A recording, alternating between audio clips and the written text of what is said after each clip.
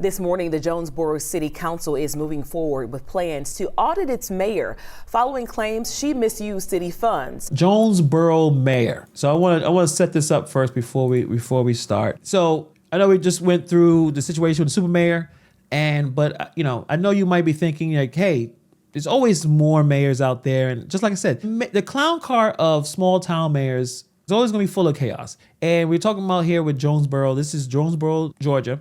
And Mayor Danya Salter. So this is a woman that she has some issues here. So we're talking about a mayor that quit and then they decided to unquit or unresign in less than 24 hours. So she quit her job at one point and then came back before anyone had a time to even change the key cards on the door. This city, and run by this mayor, has lost multiple city managers, police chiefs, and finance directors. Like it was a cast members of a reality show. People getting fired, people are bailing out. Danya Salter made history when she was elected and became Jonesboro's first ever mayor of color. Lord Mayor, you need to blame your dad. Go ahead, it's very inappropriate for you to do what you do. Two former Jonesboro police officers have now filed a lawsuit in federal court saying they were retaliated against and fired after reporting alleged wrongdoing by the mayor. There are several allegations in the lawsuit, including a claim that Salter pulled a gun on Newsom. Can I do a better job at remaining calm during council meeting? I'm a work in progress. I don't know how many years now I get in this position as an African-American woman, and all of a sudden you're trying to change my particular powers. You know what? I have not tied your hands. I have executed what the charter says I'm entitled to, and that pisses you all off. So the city's own accounting firm bailed on them. The people who are paid to count said, you know what, we're out. We don't want to deal with this. And the people are out there losing their minds. So I want to check out this video. It's real quick, and we kind of respond to it because I think it kind of shows that no matter where we are in this country, small towns have to deal with this nonsense. So let's play a little bit of this real quick. Let me turn up the volume, make sure you guys can hear it, and let's check it out. More breaking news now. City leaders just agreed to take action against a Metro Atlanta mayor. The Jonesboro City Council has ordered an audit on her spending. Atlanta News First reporter Bridget Spencer is live at City Hall. And Bridget, the mayor says this audit will show she's done nothing wrong. Right, and the mayor actually had talked to City Council about this in a previous meeting back in March. They say that they have been thinking about an audit, but tonight they went on ahead and took action, saying they're going to take a closer look at spending. Mayor Pro Tem, we have to play games with you and have somebody else call from their phone to get you to pick up. And you're the Mayor Pro Tem. That was inappropriate, Mayor. No, it is the truth. In a contentious council work session, the Jonesboro City Council officially voted to move forward with a forensic audit on Mayor Danya Salter, particularly looking at alleged misuse of funds. Isn't that very familiar? Right? Very familiar. This is the same person that quit and then unquit in the same 24 hours. She kind of claimed that she was being stalked, that there was some lot of issues going on. I'm even more honored to have been the first Black elected to this position. I don't quit. And this isn't quitting. I chose myself. Most of the meeting was held behind closed doors in executive session, but the mayor said the council called for a forensic audit. Last evening, I gave the public an indication that I would resign on April 19, 2025. However, after speaking with numerous residents, constituents, business owners, stakeholders in and around the city of Jonesboro, I've changed my mind and will not offer a resignation as mayor. And remember, this is not just the city council, the way they're behaving. This is like a toxic situationship. This is how breakups go when neither person wants to admit what they did wrong. So, like I said, the mayor dramatically announces that she was going to step down, decides, you know what, I'm going to come back. Nothing went wrong. I'm doing great. And now she's welcoming the audit like she's welcoming a bunch of friends. It doesn't make a whole lot of sense.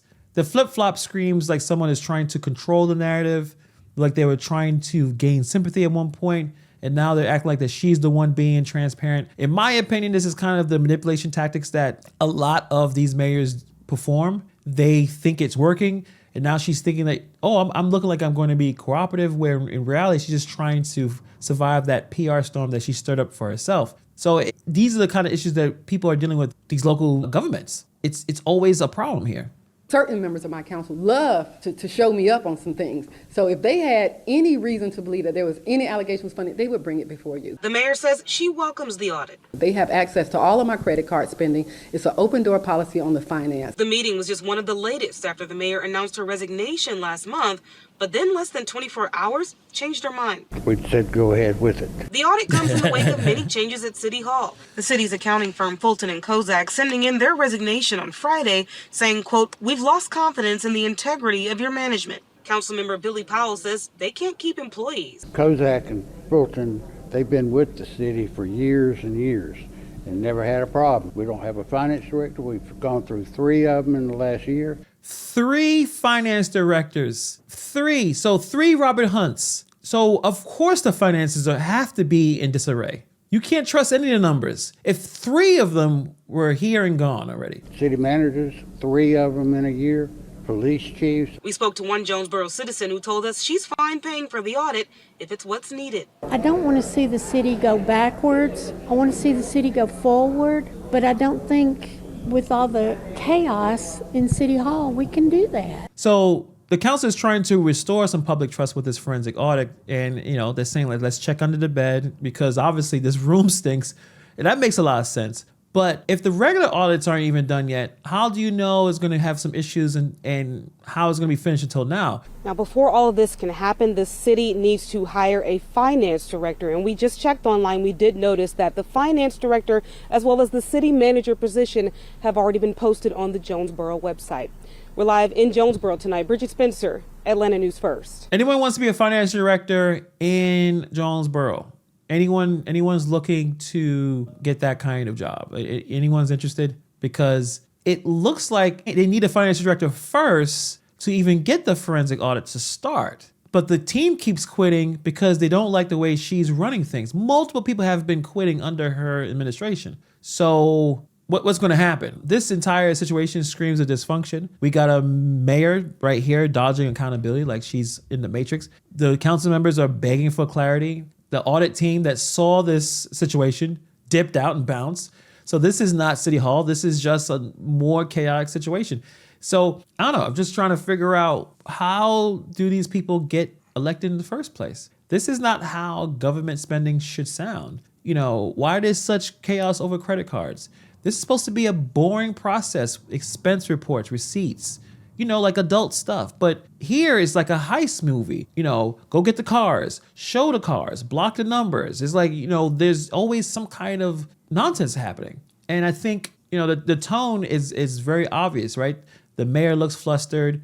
The council is fed up. Everyone is confused. And when there's confusion over money, that's when the real mess happens. Someone is either being really, really shady or ridiculously unorganized. And either one is a disaster for the people. And most likely is always the first issue as well. So let's be real. If the mayor truly had clean hands, she would have took care of these statements a long time ago.